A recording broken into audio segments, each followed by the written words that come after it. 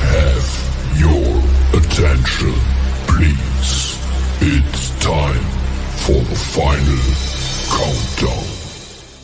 The show starts in 10, 9, 8, 7, 6, 5, 4, 3, 2, 1.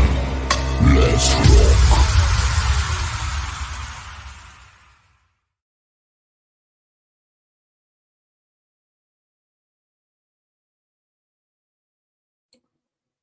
Bang, bang, everybody. What's happening, man?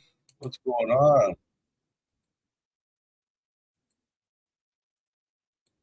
I am not sure what's going on with my sound.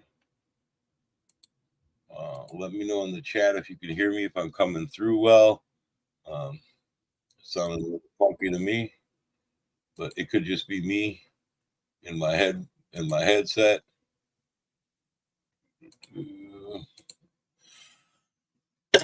I've been having some problems with my feed this morning, like my internet. But anyways, you know what? Sunday morning, you know what we're here for. You know what we do. We get Sammy in here. Where's he at? Where's he at? Bang, bang. Buenos dias, Samuel. So I got a How question. you doing? I got a question for Answer. you. Why are we doing like a Halloween intro? Oh, listen. It's like, what's going on? Do I need to be worried? It's like Listen, anytime it's you and me together, you better be worried. I get it. Is that it should be like beware of hosts. Like right. What's going on? 5, scary ass 4, intro. 3, Shouldn't it be 2. a little more upbeat? Like that shit's just scary. It's like we can make it more upbeat. I'll it's talk like to Julie. it's like the intro to like The Exorcist or something, you know. Prepared to Well, get you know touched what? by a priest type music type shit. You know what? When our audience wakes up to look at you and me, it might as well be a They fucking need a cup of exorcism. coffee, not a bat to the face. Shit. You grab a hoodie. It's cold here. Hold up. Turn the heat up, old man. No, I refuse.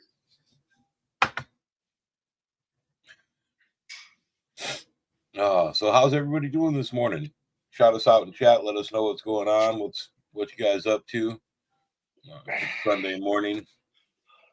I'm stuck here with Sammy. Fuck, I'm stuck with you. Hey, Julie sent me a picture last night, and it said this is what it would look like if you and Monta had a baby. First of all, like what the fuck?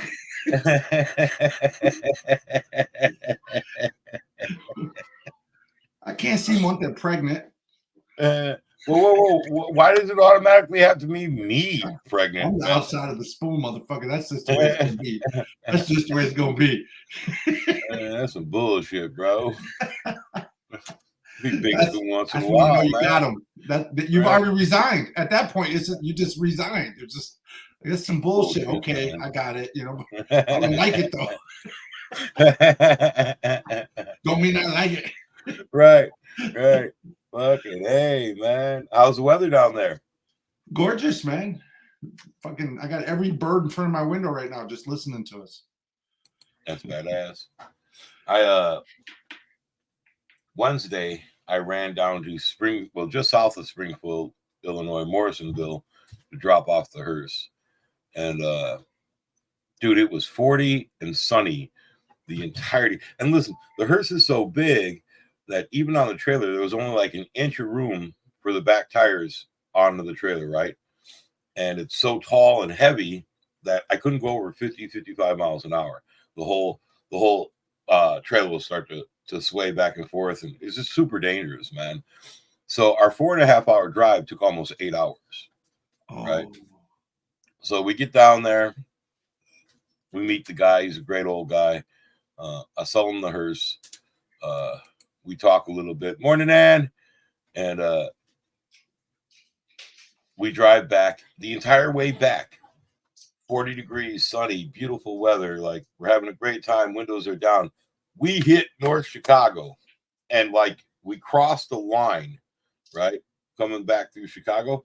And it instantly went from sunny to dark, sleet, snow, rain, cold, instantly. Instantly got back home. There's an inch of snow on the ground. I'm like, what the hell is going on here? It was horrible, bro. I mean, Horrible. you know, there's plenty of land around here. Well, to buy land, I need money, and I'm a broke motherfucker, bro. I don't know about that, man. Oh, shit. You can be broke in Missouri. At least you'll be warm. Right? That's all I'm saying. Leave on you fix Wednesday. that camper, you can put it right outside our house. You can just like plug it. I'll give you an extension cord. You can plug it in. I'll trade Kelly the house for her 32-foot Winnebago. Kids can sleep in the living area. We'll take the back, and you guys can have Tater. Well, if she's got the house, she can keep the kids. I didn't think about that. I'll visit. They would eat her. Pretty much. She'd be hostage. My kids ain't no joke, bro. Danica's at that age, man. She's fucking getting big. And so when she gets angry, she now thinks of the possibility of physically challenging people. And she's not ready for that, man. Not with Lizzie and Kelly. Like, I tell her she got to get her weight up. Like, she got to practice with them hands before she challenges those two ladies. Like, I ain't going there. She says, I eat a small RV to travel. It's a typo, but it's funny. I'm just going to eat this RV so I can hit the road. I love you, Ann. Morning, Tony. I love you, brother. How you doing, man? What's going on, my bro? Listen, Tony regularly sends me these inspiring videos and TikToks, unlike the shit Sandy sends me.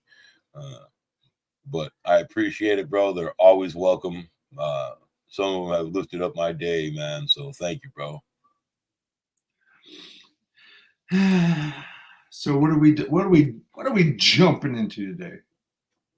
Well, you know what? I do. What?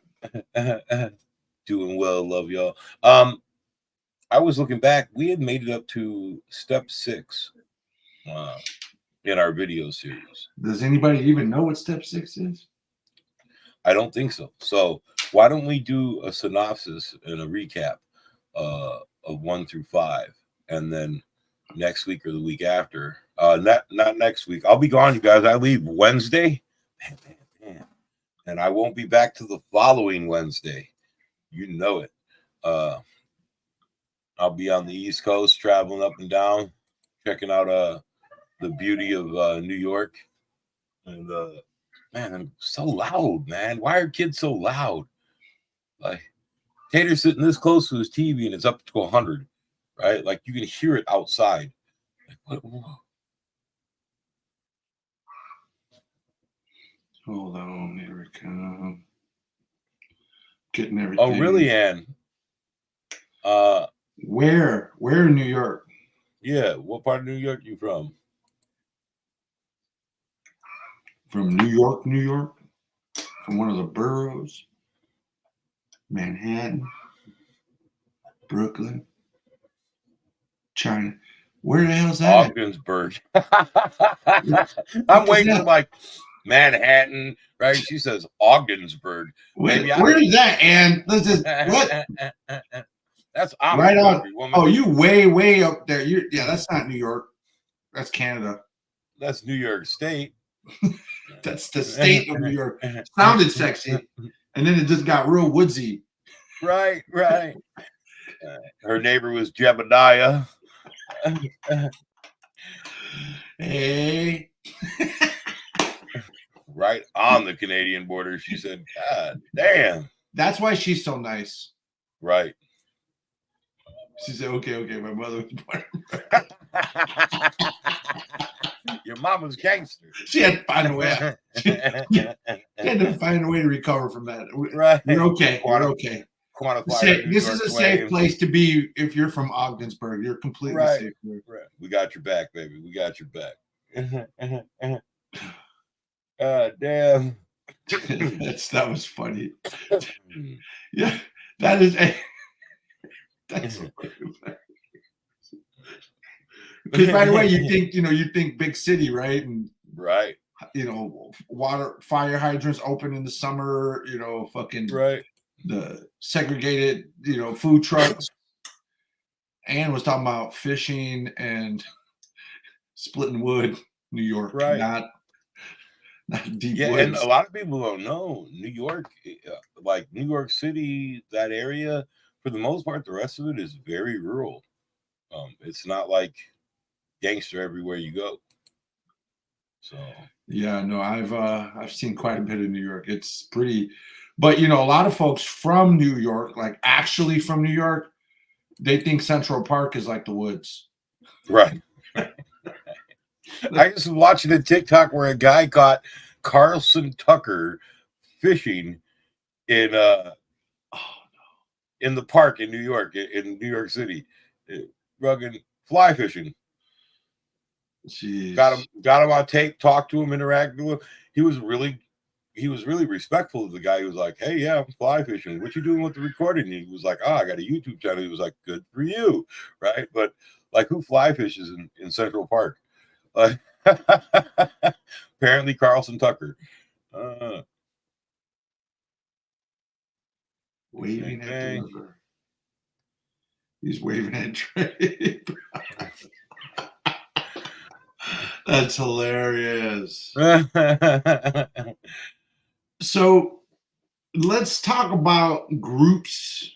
So a lot of times we think about, and I don't know if you can you share your screen with it? Can you pull up the steps, like just the page where it's the 12 steps?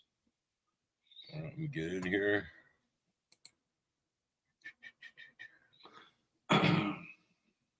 Gotta find where I got them documents. So I think I'm going to talk about how I see the 12 steps as when we group them in groups, right? Because you've essentially got themes when you step back and you don't look at each step, but you look at them collectively, right? You look at the steps as a whole. There are normally there's a normal process of development that happens as you work through the steps. Like when we talk about step 1 through 12, we tend to think of them separate and distinct from each other, right? However, each one is preparing you for the next one, to be honest with you, right? We said there's all this change. There's this one big change you got to make. Where do you want me to go? To the 12 steps. All right, I'm gonna get to there. Works, clarity statement, 12 steps. All right. Share screen.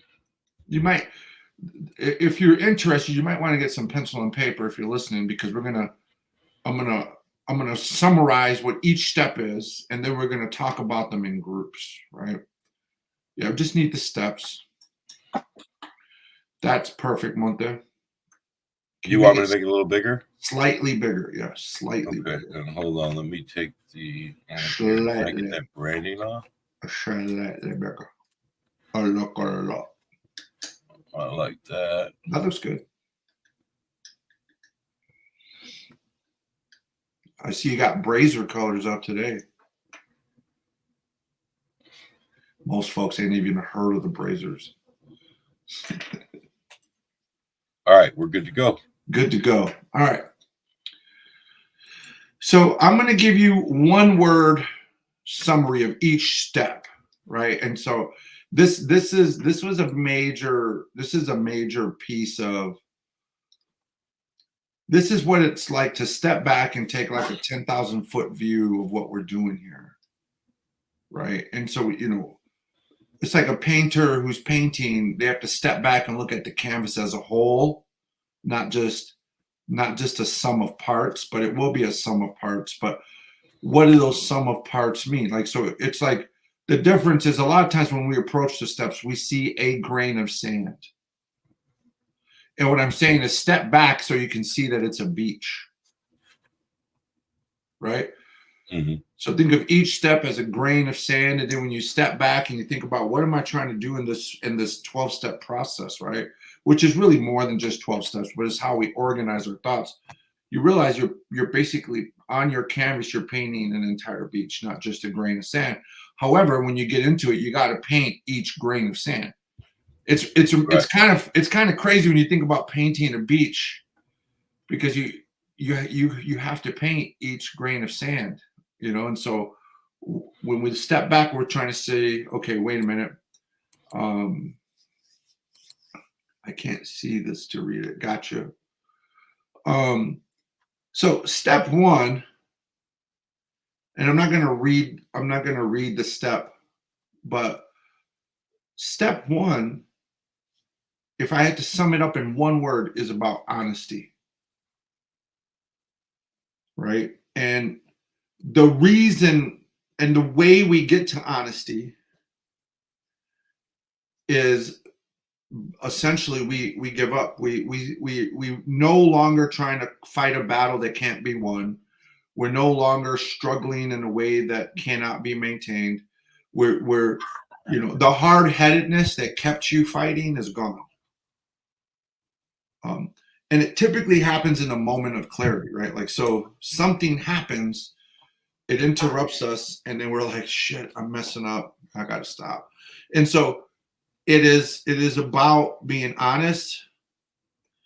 And in many ways, when we get to step one, we're basically beaten down to our knees. Like we collapse under, the lifelong pressure of not having any control. Right. And so addiction, when you think about it, so the one word that always sticks out for me in step one is powerless. Right. When you think about addiction is that neurotic attempt at maintaining power in situations where we don't have any. So this month, for me and you, a great example is how we fought the administration of the Department of Corrections for so many years, thinking we were getting somewhere, only to look back over our shoulders and realize, man, I just wasted a whole bunch of my life fighting a beast that I could never really beat in this way. Yeah. I got 200 tickets. Yeah, I did 15 years in the hole. Yeah, I beat up some cops, and it all feels good. But then when you take a 10,000 foot view at it, you realize like that was all pointless, because all it did was extend my stay. And yes, I made it difficult for them, but they got paid and I got stayed. Yeah. Right. So, the honesty is that I'm being honest about my situation. So one word, step one, is about honesty. Honesty only happens as a result of surrender. And the whole point of step one is contemplation. I now need to think about my situation differently. Surrender, honesty, contemplation. Like that's miss a step.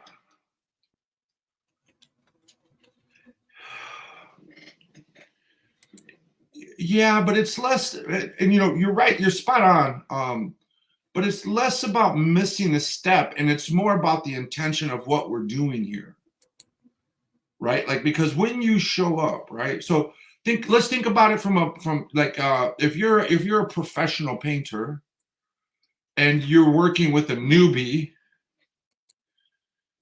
you might have him taping, you might have him, mixing the paint, you might have him doing the runs to go get the right. It's less about the order and it's more about how you show up. Right. And, of course, he's not going to learn everything in a day, but whatever he does learn, it's going to be one step forward in the process. Right. And so, yes, and this isn't a process where you have to always do it in order, but it's recommended and it's a good way to go about it. And I do like what you're saying is that,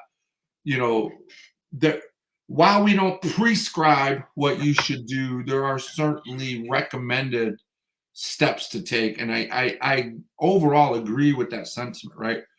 The final product will fail or it won't be as strong. But however, because we're humans, let's say we glossed over something. As you get further into steps, you become aware of that, and then you become willing to go back and correct it. Yeah.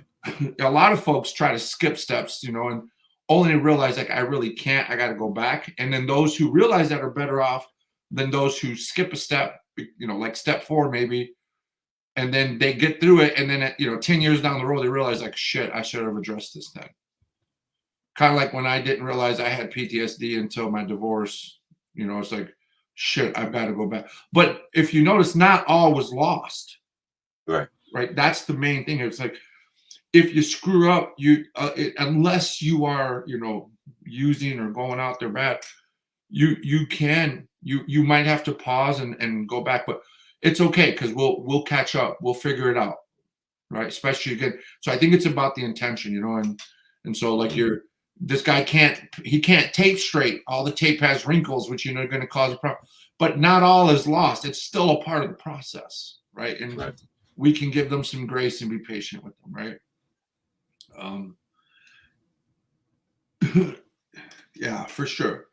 So that's step 1. So step 1 in a word is honesty. Step 2. Now here is when we start to realize like, there might be a way out of this, right? Right. I would say hopelessness gets us in the situation that we're in, that gets us to step 1, right? We ran into a lot of hopelessness in the world. But step 2 is, so now that you're being honest about your situation, there's a lot of folks around you saying, but wait, all is not lost. Like there is a path forward. And like to Mixu's point, it might take some time, or let's slow down and make sure we don't cut any corners, right? Or this is an important step, so let's make sure we're being thorough with it, right? And so step 2, the one word for step 2 would be hope. For the first time in a long time, you are hopeful about, 1, being able to get past all the problems that you're now facing, right? Because a lot of times we don't even want to start a process because we don't think there's a point to do it, right? Right. Like, absolutely. Why would I want to try to change if nothing's going to change, right? Or I have fucked up so bad, my kids are never going to want to talk to me again, so why bother trying? Or, I've got 11 years before my out date, so why even bother thinking about what I'm doing right now, right? Like there's a lot of reasons before we even get into the process that discourage us or just seem defeating. And like it's almost like we convince ourselves that changing makes no sense. Things are so bad, it just makes no sense. Or it has no benefit, right? Like or no benefit. No sense or no benefit, right? Whatever the benefit is, it's not enough. The value I see isn't enough. And so again, because we were honest, because we were able to kind of surrender, because we can admit that we're powerless. It seems counterintuitive. It seems like it wouldn't work. However, when we do that, at the same time, we start to realize, but there is a way forward. And that's kind of why we say one thing, you pointed this out the other day, it's hard, but it's necessary. Before you get to step 1, it's hard. When you get to step 1 and you get to step 2, but it's necessary, right? Right. So before a process, we're just hopeless. It's too hard.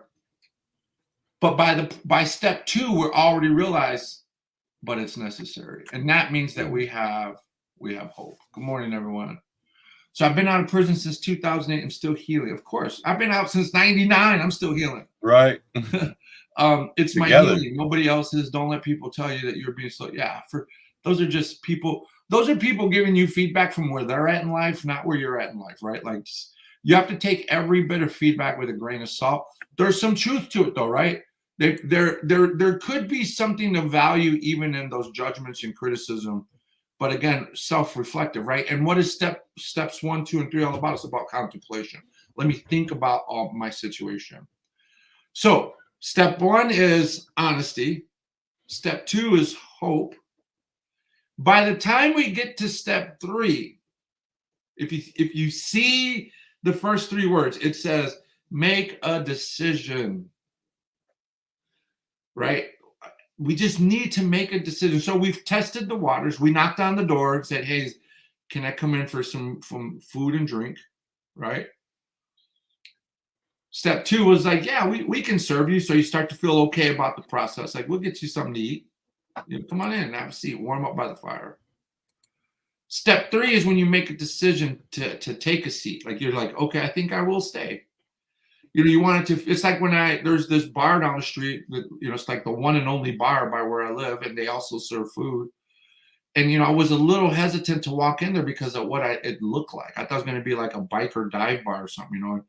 I walked in, the outside didn't do the inside justice. The inside is clean. It's pretty updated. You know, it's got a nice bar, like where people sit, and it's got tables so you could tell people are eating or frequenting there. And then I got greeted by everyone in there.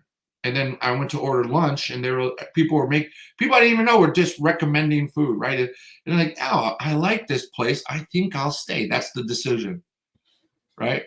People accepted me. They were kind to me. They greeted me. You know, they knew I was new and wanted me to feel welcome. Does that sound familiar to what a group should be like, right? Like a 12-step meeting, right? It's not that it's a bar. It's a business by me, and there's not many, and they have food. And if I wouldn't have gotten that reception, I probably wouldn't have went back, ever, right? Because it was more than just a bar. It became a part of the community. Now, so we've done the first 3. The first 3 steps: honesty, hope, and choice. All of those are grouped under surrender, right? Because we surrendered, you know, because we gave up this fight trying to maintain power when there was no power to be held. And what we do in steps 1, 2, and 3 as a whole we're contemplating our situation. Good morning. Right? We're contemplating. So we have surrender and contemplation.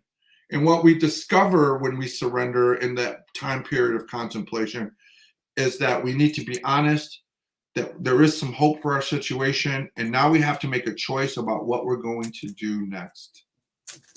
Right? And the choice is, I think I'm going to do it in this process. I think this process so far is showing me that there's benefits to it.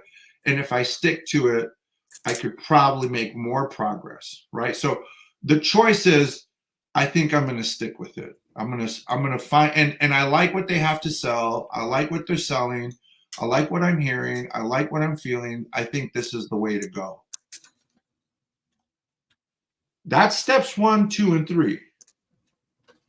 And you're probably going to be there at least in that process, at least between 90 days and 180 days, between 3 to 6 months. Could be longer. But a lot of times when you're doing your first 90 days, you're focused on steps 1, 2, and 3. It could be longer, you know, depending on where you're at. Might not be so long depending on where you're at. But, you know, just kind of a simple way to look at that, right? Depending on what you have to unpack.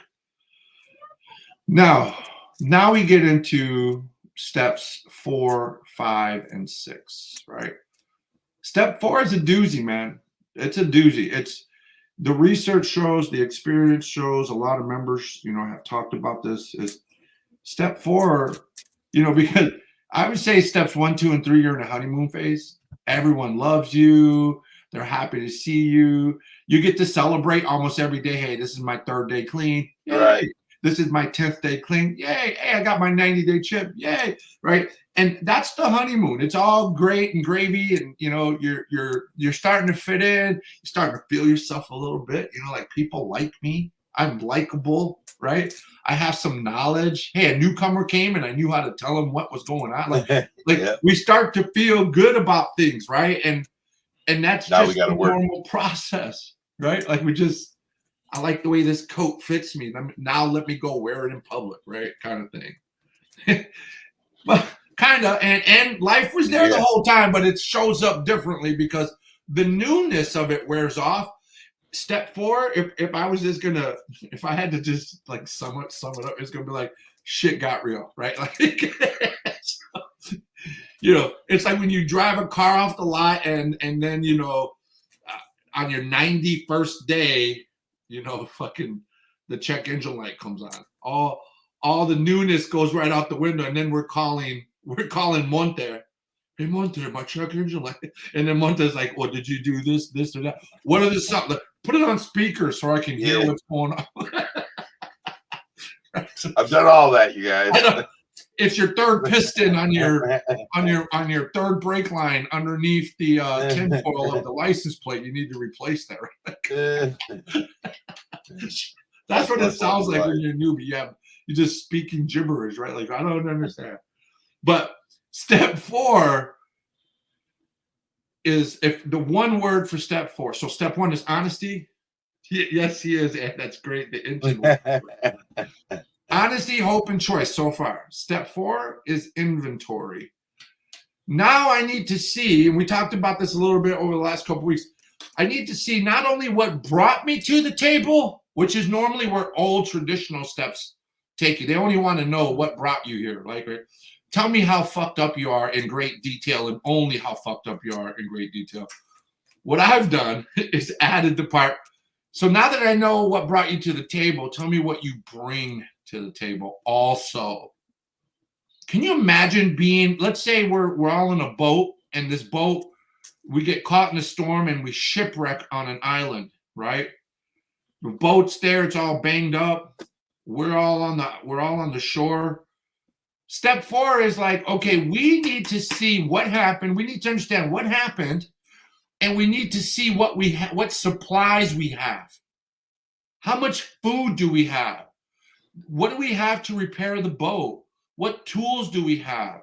What do we have? What materials do we have to make shelter? Like, it's inventory of it all, the problem, and how are we going to address the problem, right? What do I have to address the problem?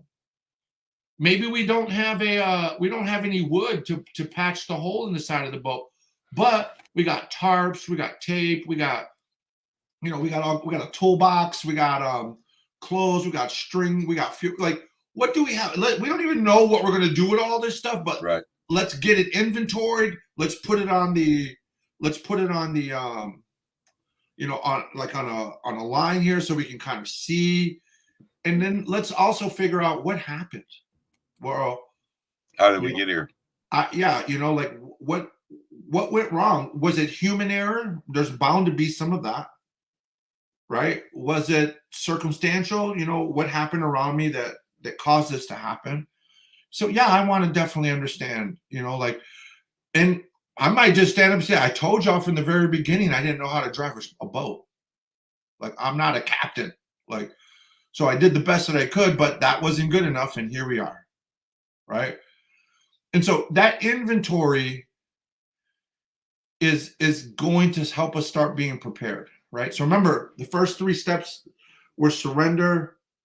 And then we had honesty, hope, and choice as what we're focused on. And then what we did in that process was contemplate. We spent a lot of time contemplating. Right now, we're just preparing to address the issue, right? And it takes some honesty. We need to be honest about what happened, how we got here, and what we have to deal with. Now, the last thing you want to hear is like, hey, we only have 3 days worth of water. But you can't just avoid that because it's hard to hear. So when we do that honest inventory, it's like we don't have a whole lot to work with. But what we do have to work with is this, A, B, and C. Make sense? Right? So that's that. Step 5 is essentially, this is where we have to expose ourselves and share it with someone, right? What's up, Julie? Good morning. Step 5 is about transparency. So if there was a single word, so for step 4, it's inventory. For step 5, it's transparency. right? And transparency is not something that, as you know, when we're in the streets, when we're in the joint, when we're on these substances, whatever it may be, I don't think we're very transparent about things. Like we tend to hide things that we think, just aren't worth sharing or too hard to share or worried about what we're going to be judged for. One thing you couldn't do in the joint and one thing you can't do on the street is say, I don't know. Those words don't exist when you are at max capacity of being a thug. Like there aren't too many thugs who are going to be able to say to you, I don't know how to do that. I don't know how to drive this boat that I just crashed on this rock. Yep. And you might just say, it wasn't me, it was the boat.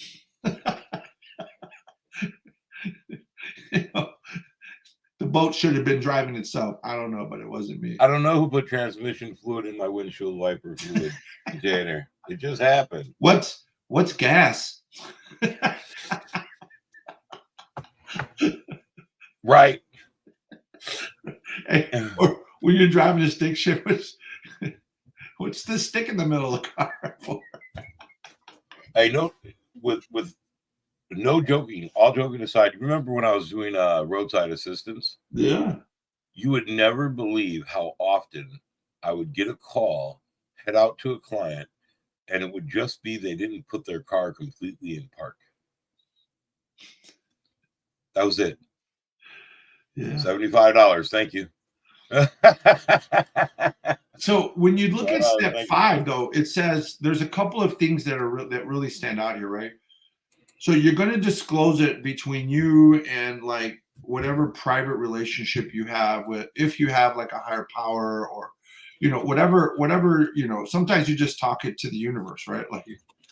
Like help me. You might just, you might not even be talking to anything or anyone in particular, but it's a part of that. But we have to be honest with ourselves. And here's the important piece: at least one other person. At least one other person. And if you're anything like me, I did this process with a bunch of people, not just one, but these were all people that I felt each had something. Yeah, me too, and and I went to people who I felt were experts in something that I admired or respected, and I knew I could trust. Right? They were level-headed. Their lives seemed at peace. Some of them probably had like really checkered backgrounds, but today they were stable. Today they were wiser. Today they were just like a rock or a pillar of some sort in life, to me or to someone else. And so step 5 is about that transparency. I'm going to let you know, like, hey, Monte, yes, I'm a captain, but I just got my license yesterday, right? Like that kind of transparency can be very hard, right? I think I oversold to everyone how well I know boats, how much experience, you're basically saying, here are the things that I was not honest about in the past, things that I did that were wrong in the past, fears that I have right now about myself and about my future, even about my past. Like you become very vulnerable in step 5.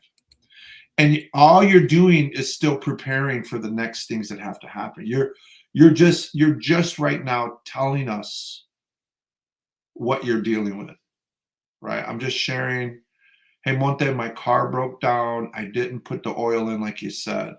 We're not even fixing anything right now. We're just sharing, because I know, if I don't tell Monte I didn't put the oil in the car, he's going to be diagnosing the wrong fucking problem. And he's going to be doing his best, but with my inability to give him the information that was important to the situation, how well can he really help me? And then he might actually say, because one day when he's working on a car, he's a good double checker. He's like, hey, just checking, did you actually put the oil in the car? And you can either, because you're ashamed, embarrassed, deny that, and he's gonna keep racking his brain trying to understand what happened. No, I normally know when they lie about putting oil in. Yeah. But you're trying to spare them. You're trying to spare them the embarrassment of just not being honest on top of not doing what you said, right? Like, and then eventually you might just come to like, Monte, I actually didn't. I don't think I did that. Or in my case, I don't remember if I did that. Right. Yeah. Let me go check because I don't remember. I don't know if I did because I'm probably not in my best. When I'm already in a bad situation, I'm not at my best. So I might have forgot. Let me go look, right? That's step 5, transparency. Now, step 6 is we become ready. It's readiness. On your mark, get set. It's not the go. It's not the go yet. It's on your mark, get set. So we did 1 through 5 to get up to the line and to hear on your mark, get set. You haven't done anything. If you notice, we actually haven't really done anything other than hold some conversations, right? We have not done much other than the contemplation. And then that contemplation started. We knew that there were some things that we had to do, but in order to do them, we have to get ourselves mentally, emotionally, and spiritually ready to do, right? So step 6, it says we're entirely ready, right, to do the work. For everyone, it's a lot, and yeah, just assume, right? It's this is big work, man. This is some of the biggest stuff we're ever going to do in life. So we've had steps 1, 2, and 3, which are about surrender. We've had steps 4, 5, and 6, which are about honesty. And in that surrender, we are contemplating. In that honesty, we are preparing. So the action behind honesty, hope, and choice is surrender. And what it naturally results or leads to is contemplation. I have to think about my situation. Steps 4, 5, and 6, which are inventory, transparency, and readiness, are about being honest. And that honesty is preparing us to do the next things that we have to do. Right? Surrender leads to contemplation. Honesty leads to preparation. And in the middle of that are the steps. When I surrender through steps 1, 2, and 3, because that's what steps 1, 2, and 3 are about, it leads us to thinking about our situation and about our future and about ourselves and about others. When we've done that and we're ready to move forward, we become honest. We have to talk about what I've done and what's been done to me, because, trauma leads to sometimes causing trauma for others. Hurt people, right? We become honest and transparent about that. We need to get that off. We need to share that load with someone else who can love us, be compassionate, empathic, but also, hold us accountable and be like, hey, were you a bitch in prison, right? Like, it's just accountability. It's just like, I'm not trying to hurt you. I'm just trying to show you that you can do this because I know you've done it in the past. You had to be strong in the past to be standing here today. There's just evidence, right? And those conversations prepare us. They're just getting us ready for the next thing. Changed my whole idea of what I was doing when we went through that conversation. Now, before we go on, I got a message here, and it was a DM. So I guess they're a lurker. I don't know if you know what a lurker is. They watch but don't want to, act. Okay, so the question was, the steps look different than the traditional 12 steps. It seems like there's a move for what we're talking about, which is 8, 9, where we actually expose ourselves, right? And so I talked about this the week that you had to leave. When Sammy was doing this, he actually talked to all of us about it, about exposing ourselves to other people, being a little too early in the steps, and why he did. So could you explain real quick why you moved that so that some of our viewers will understand? Because I get it. Be specific about why I moved what?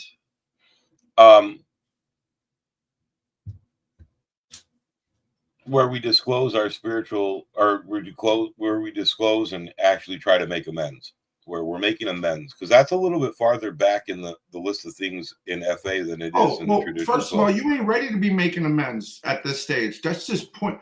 I know why, but I want you to explain it so that they understand why you made that choice. Yeah, you're a newbie, right? And it's not so far.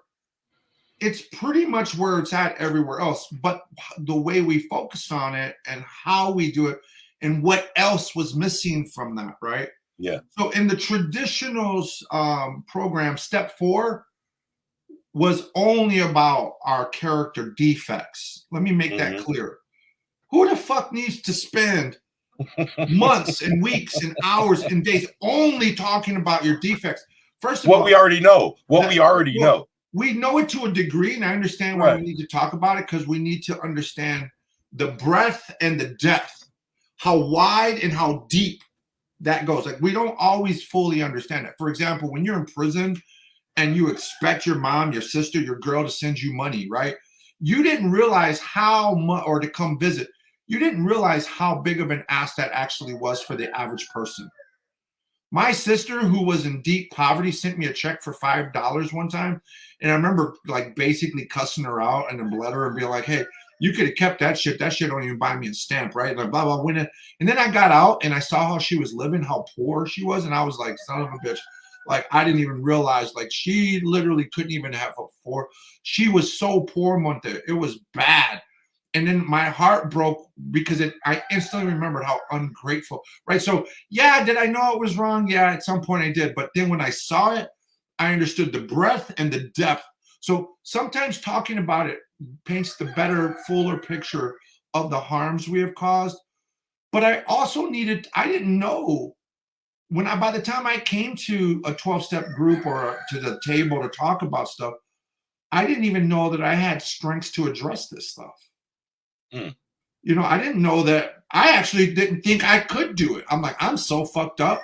I don't think there is a way out of this for me. I know he's out. I tell you, these birds hear me more often. They come right here. We got acres, trees, coops. There's a pile of food in the back. They want to sit right by the window. You're right, and he needs my attention, but he ain't gonna want it when he gets it. He'll end up on the dinner table, as far as I'm concerned. I don't even eat meat, but he will end up on the dinner table. Oh, you don't eat chicken either? I don't eat no meat. No meat. So anyway, let me take that back. I eat our eggs because we know where they're coming from, but that's all the meat I eat is eggs. So anyway, step 4, the reason, and so you have to look at the research, right? Because the research showed you, the data shows you, most people, they check out at step 4. Like when somebody stops going to 12 steps, wouldn't you want to know, wouldn't you want to understand why the majority of people who try this process leave that process? Yeah. But what we were doing and what we've been doing is saying, oh, they weren't ready. The program didn't never reflect on itself and say, hey, is there something going on in our process that we're not doing? They were like, yeah, you know, you have to be a special kind of ready to be here and ready for that. So if you're not ready, it probably makes sense that you love. No, like, you know, that's like saying my kid can never ride a bike without training wheels because they're obviously not ready to ride the bike without training. No, you put the training wheels on the bike until they're ready, right? Yeah, it's not uncommon, right? And all these steps are painful, but what step 4 was unduly painful, in our opinion, right? My opinion, the research opinion. And by that time, so we're opening these cans of worms on trauma like sexual assault, child molestation, physical abuse, domestic violence, you know, whether those things happened to us or we were guilty of those things, right? Like there's all like deep-seated depression, suicide attempts. And in our case, you know, the violence with other people who aren't probably or truly qualified to help us do that. And if you are qualified to help us do that, that is probably a professional role. And you're not supposed to be anybody but a member in the group anyway. Like, I'm the founder, but I'm also a therapist. I also do crisis intervention. I do drug and alcohol counseling. I work with kids. I work with men. I work with women. I work with victims. I work with perpetrators. But when I'm in the room, I'm just a former. Now, can I tap into that to be helpful? Yes. But should I be doing therapy in my 12-step group because I can? No. And it is a fine line. And it takes a lot of self-awareness. It takes a lot of mentoring and coaching to know how to not cross that line to be doing something inappropriate. And so when you go to the very beginning of the literature, I talk about the necessary marriage, the necessary bridge building between mental health and 12-step work. And remember, I said mental health providers tend to look down on 12-step work, and 12-step work tends to look down on mental health. And that is a stereotype we need to overcome, because we know that the research shows that people who do mental health work and 12-step work do better than either of these groups alone. They don't do better in therapy by itself. They don't do better in 12-step by itself. They do better when they're together.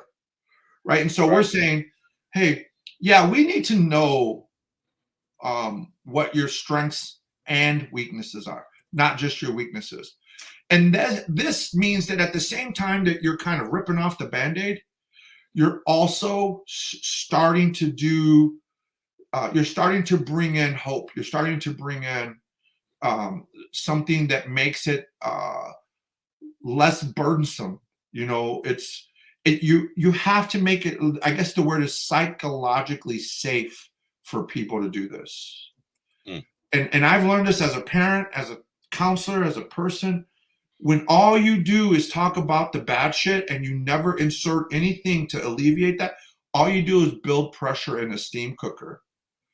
And can you put too much pressure in a crock pot? Absolutely. And then it blows up. Right? So that's one reason we've taken a different approach. And this is clinical. This is research driven. Right? Yeah, I know. And a lot of folks feel this way. And I'm trying to be sensitive, because for some people with some issues, the old step 4 could work. But again, when I did formers, I was thinking about people who the traditional 12-step program approach wasn't working for. Right? So great, you have a place to go. But what about those people who said, oh, I can't really do it this way, I'm out? I was more concerned about what could we do to help those folks find a place at the table. And I don't think that this is doing less work. It's no way, shape, or form saying, hey, we take the easy road. This is not easy, no matter how I would say it's equally as difficult. However, we're giving you tools to make doing step 4 more likely to be successful, rather than saying, yeah, you need a shovel, but we're not going to give you one, so you're just going to do it anyway. And we're saying, no, we're going to give you a shovel to help. It's just more efficient. It's just more effective. The outcomes are better for people when we do it this way. It's not avoidance. We're not avoiding the work. We're just doing it better. Give me 1 sec. I'll be right back. Yeah.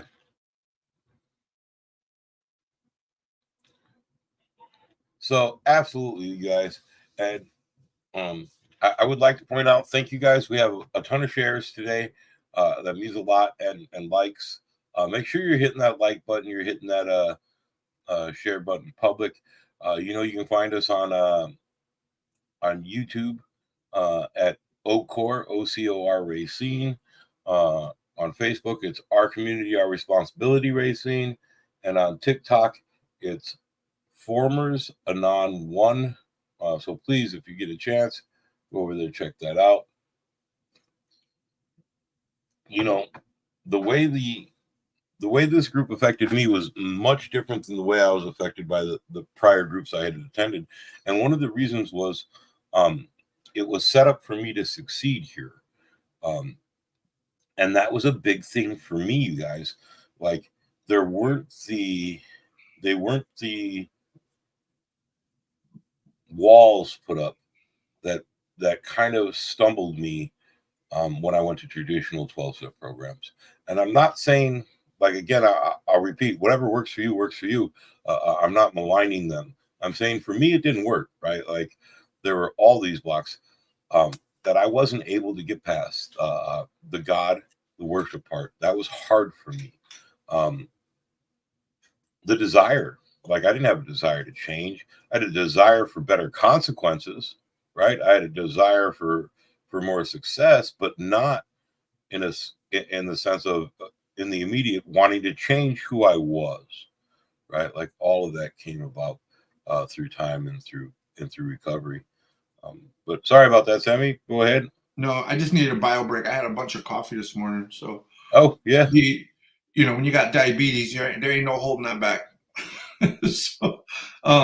So I answered a part of the question. The other part of the answer as to why things might look a little I'll just own it, dramatically different, but not so far away from the core principles, the core theory, the core philosophy.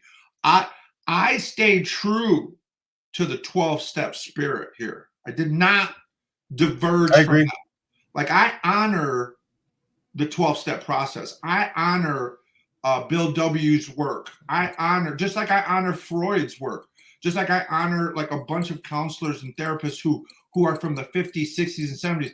What I'm doing, like everybody else who is smart, is I'm building on it. I'm using their experiences with our new experiences to make something better. I do not subscribe to honoring tradition for the sake of tradition. And I do not subscribe to the idea that if it ain't broke, don't fix it. Fuck that. I'm always trying to improve shit, including myself. All right. So when it comes to making amends, this is where formers, I think, takes the concern for victims. We probably take victims in this program way more to heart, in a sense. Like, I'm not trying to criticize what other people are doing, but we intentionally focus on the harm we have caused others because of the criminal nature of our history. Mhm. Versus a lot of typical traditional addictions, they more or less see their victims as passive. Like, there were passive victims created here, right? And yes, we do need to make amends, but for criminals, the difference was we intentionally victimized people, like on purpose. That's the point of criminality. We exploited people, we murdered people, we harmed people, we maimed people, we intimidated people, we bullied people, like over and over. Like, for many of us, that was that. And I can't tell you how many times I've been violent, right? I can't tell you how many times I've been violent. So it's like, we as criminals, you know, for those of us who are formers from that life, think about victims a whole lot more. Like, we just do, because we know that is probably a defining characteristic or trait of the former who is leaving street life, prison life, gang life, right? That is something unique to us. And while I don't necessarily agree that addiction is passive, you know, when it comes to the victims, that is a traditional view held in those rooms, right? And so Right. you couldn't really tell somebody it was intentional, you know, and it's not for me to. That's not where you're at, but it's where I'm at. I know I chose, and a lot of my victims were innocent, had nothing to do with anything. They were in the wrong vicinity as far as I was concerned, right? Like, there was that. And then there were victims too, who later in life, as I matured, I realized, yeah, you know, if me and Monte are enemies and I win in a battle, a physical confrontation, I didn't have any remorse for that, because I was like, he knew the game. Like, that's just the price of the game, right? However, today I realize, and I choose to see that even if I won, what I was doing was wrong, and what I did to that man was wrong. Even if he was trying to hurt me in return, I was still wrong. Doesn't mean I don't think he was wrong, but in a 12-step program, I have to be concerned about my wrongs. Right. Right? I'm not holding court on Monte here. I'm holding court on myself. So, you know, am I going to go ask Monte for forgiveness? Probably not. But am I going to change my life, you know, from that lesson I've learned? Yes. Makes sense, right? Like, that's me. So to get into, And that's valuable in itself. You know what I mean? Yeah. That's hard for folks, you know, they're like, well, he was wrong too. And I'm like, it doesn't matter. And I use that in my relationship. When I apologize to my wife, I am not saying I don't think you had a part to play in this. I'm saying I'm focused on the part I played. I'm sorry for what I did. Yeah, and I think a lot of times that will help the other person. Hey, Morning, Heather. You're never late. We're always on the Ever. ish. We're always on the Hey. ish over here. And check your email. Let's catch up real quick on some greetings and check your email. I sent that through. Auntie Chris, I love you so much. Thank you for being here. James, Julie, everybody that's been a part of this, please don't forget to like, share, comment, You got to help us for all your blow up this support. community, man. And you know what I want to ask him, I want to ask you guys to do is like, look, we're not just here. We're preaching to the choir. The folks who show up every night, every Sunday, you guys are on board. Help us reach people who will get on board with this message. Like, we need to grow this community. We need to start seeing faces in here we don't know. So you help us spread the message. That's step 12, right? That's the service part of this. So it's important to build this community because we, you know, again, there's no financial gain here. We just know that this message would resonate with so many more people, and we need to get the message out. And you guys know we do this if there's one of you or 100 of you in here. Like there's times where it's just me and Sammy talking back and forth. I remember times where it was just me and Sammy sitting in a room and talking about this every week.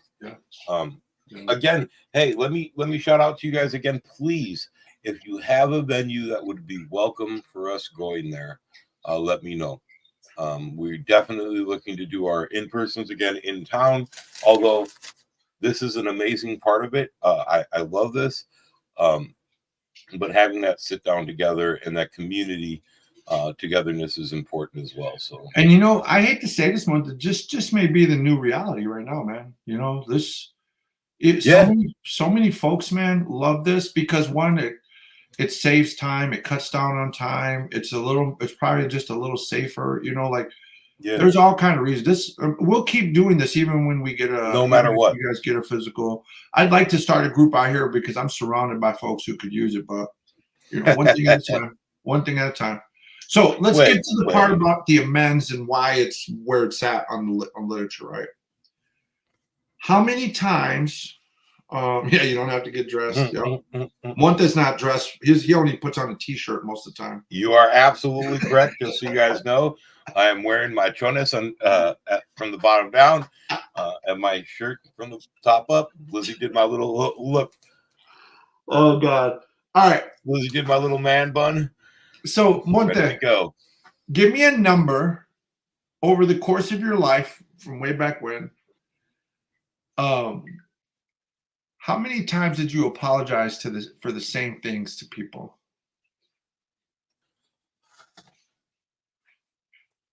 Man, I still apologize for some of the same No, things. I said from before, not now.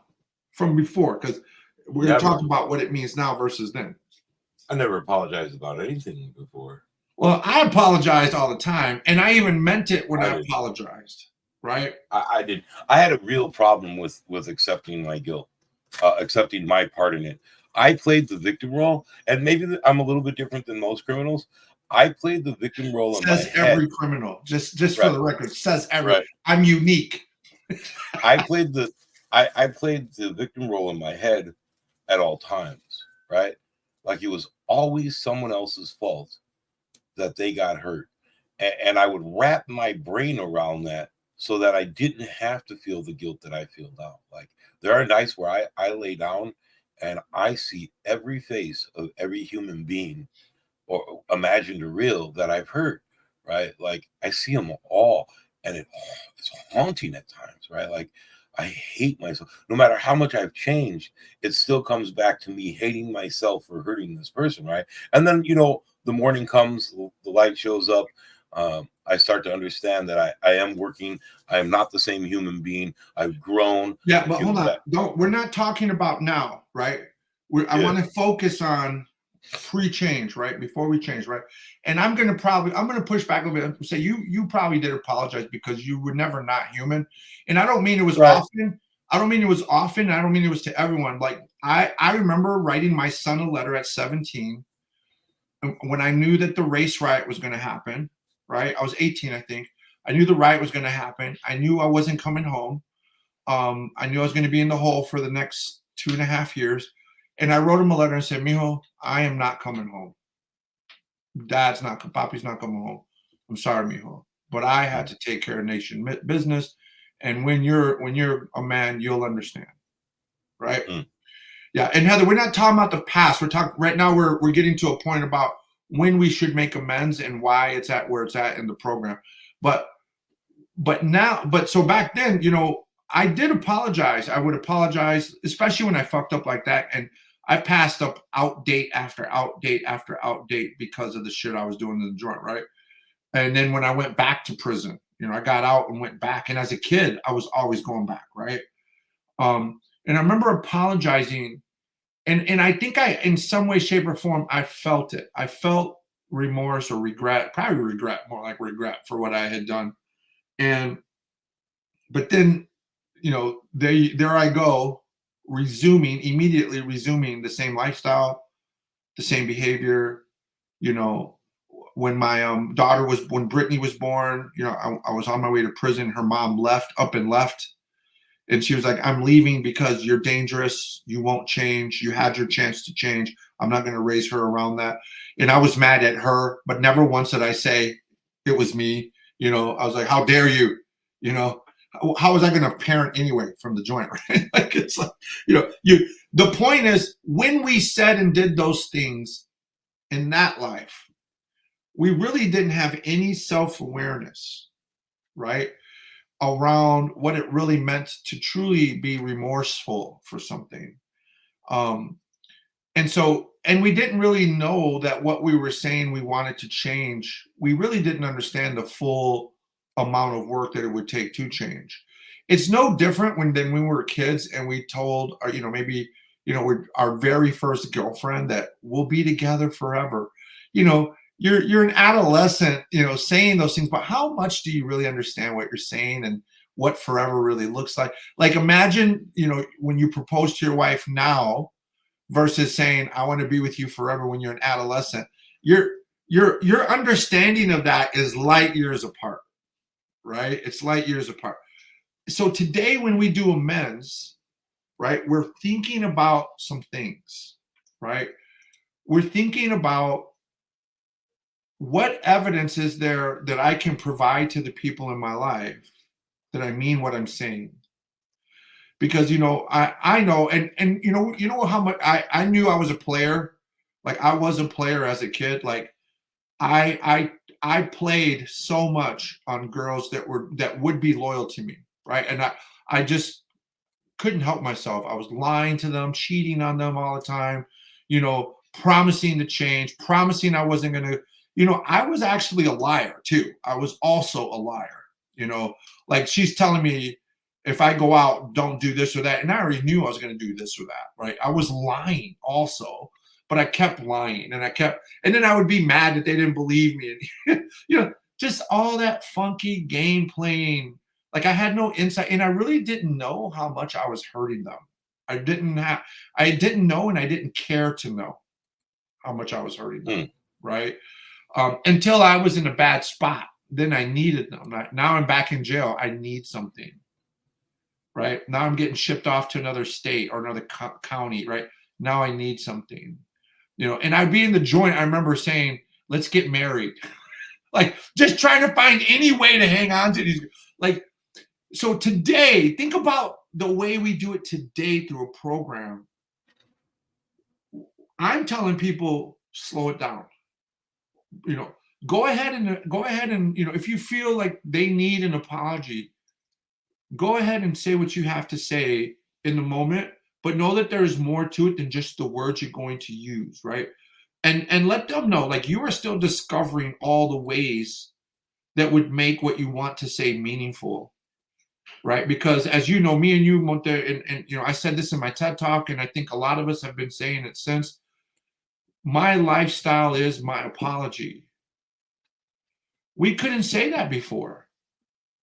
We couldn't say that I'm living a life that is full of evidence of the understanding of the wrong that I have done in this life, to you, to others.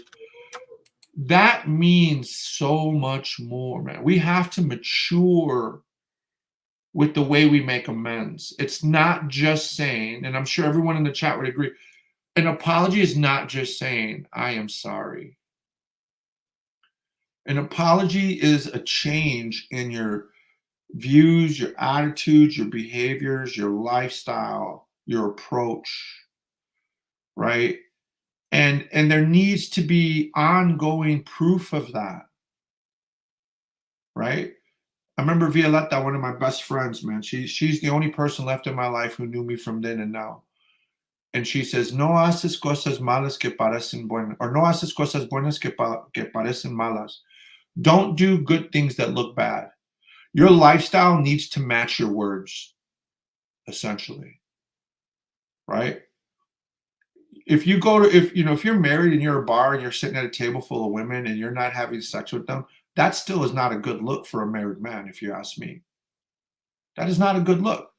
And you might stand on your pulpit and say, hey, um, I didn't sleep with none of them. I'm true to you. But they're, in your lifestyle, how does that look?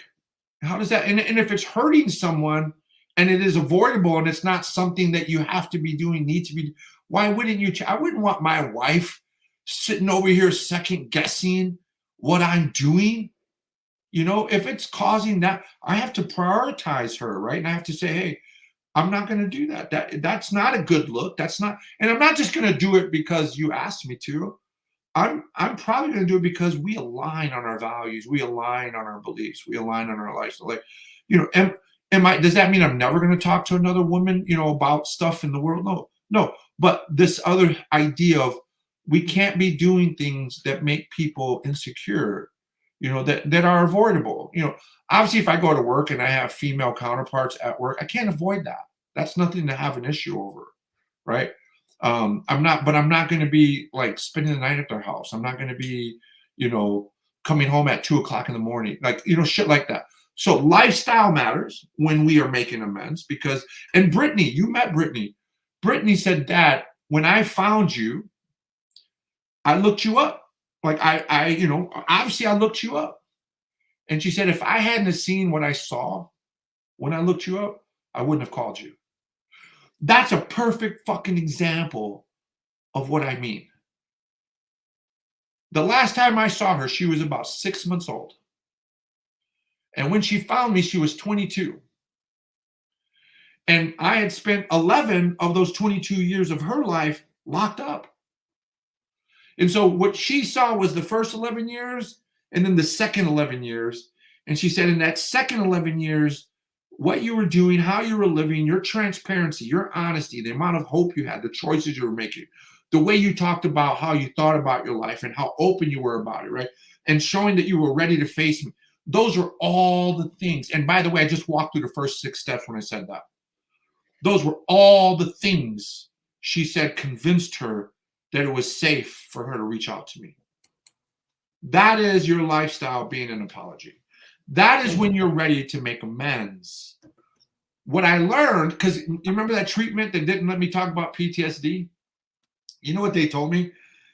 And I got it. It made sense. I see what they're trying to do. They said, don't apologize until you have equals amounts of time doing good as you do bad. And I subscribe to that. But then I got married and then I had family. And here's what I learned. Sometimes people need to hear the words while you're in the middle of getting your shit together. Right? It's a need they have, because what they take away from your silence when you don't say you're sorry is that you're not sorry. And so again, that's where your transparency comes and say, like, look, I am sorry, but I am still working on the man or the woman that I am trying to become. So I fully know and understand what that means. And I know how to live that out. Right? That's why making amends, reconciling, going to people, that's why it's so far down the process, because you need to do all this other work first to make sure you're in the best place possible. For example, Monte, and we've used this scenario before, right? Correct. We gave apologies at midnight. Yeah. And we just weren't ready to keep yet. You might have meant it, but you weren't, right. But you weren't ready to keep it. You weren't there yet, right? If you go to the gym with me and you try to lift weights with me and I put 400 pounds on the bar, you might mean to pick it up, but unless you've been doing the work with me, you probably ain't going to be able to pick it up. But one day you will be. Doesn't mean you shouldn't go train. Doesn't mean you shouldn't profess your intent to train, right? You can declare it, let people know, I plan in one day, and then you get there, and one day you can pick it up, right? Like, that's what we're talking about. What we were doing is like, I'm going to pick this 500 pounds today. And then we get up there and we thought we could, but we found out we didn't. And then people are like this. And eventually people are going to stop coming to watch you try.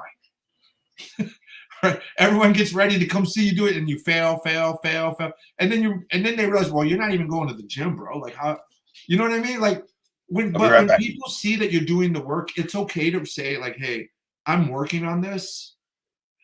I'm not perfect yet, but I'm never going to be, but I am sorry. And I am going to do this the best of my ability. So maybe that's a good place to start wrapping this up, because we covered the first 6 steps and we got 6 more to go. So maybe we do that next week, because that, I can walk you through what the one word for each step is, and then what the intentions are. So in review, the first 3 steps are about surrender, and the second set of steps, 4, 5, and 6, are about honesty. And that surrender leads to contemplation. That's what we do on steps 1, 2, and 3. By the time we get to steps 4 and we're facing these steps with honesty, we're becoming prepared to do the next 6 steps. We're now preparing ourselves mentally and emotionally and spiritually to do these things.